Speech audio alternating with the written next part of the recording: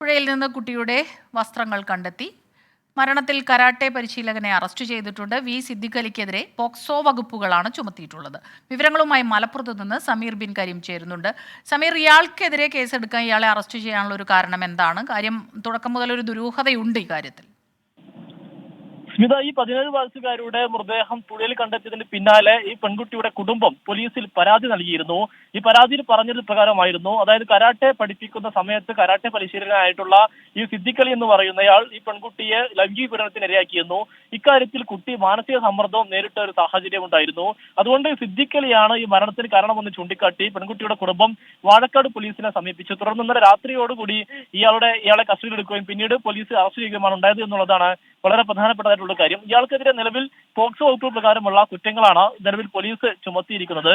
എന്നാൽ ഇത് കുടുംബം പറയുന്നത് ഈ കുട്ടി ആത്മഹത്യ ചെയ്യാനിടയില്ല, ഒരുപക്ഷെ കൊലപാതകമാകാം എന്നുള്ളതാണ് കുടുംബത്തിന്റെ ഒരു ആരോപണം. എന്നാൽ ഈ ആരോപണം തെളിയിക്കപ്പെടുന്ന തരത്തിലുള്ള ഒന്നും തന്നെ പോലീസിന് ലഭിക്കാത്ത സാഹചര്യത്തിലാണ് പോലീസ് നിലവിൽ പോക്സോ വകുപ്പ് പ്രകാരം ഇയാളെ അറസ്റ്റ് ചെയ്യുന്ന ഒരു സാഹചര്യം ഉണ്ടായത്.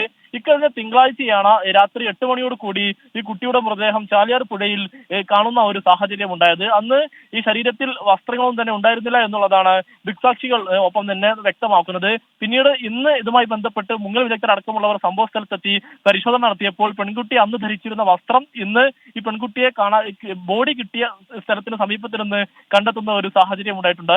നേരത്തെ ഈ സിദ്ദിഖ് അലിക്കെതിരെ ഈ പെൺകുട്ടി CWC മുഖേന പോലീസിനെ സമീപിച്ചിരുന്നു. അന്ന് മാനസിക സമ്മർദ്ദം മൂലം പെൺകുട്ടിക്ക് മൊഴി നൽകാൻ ആയില്ല.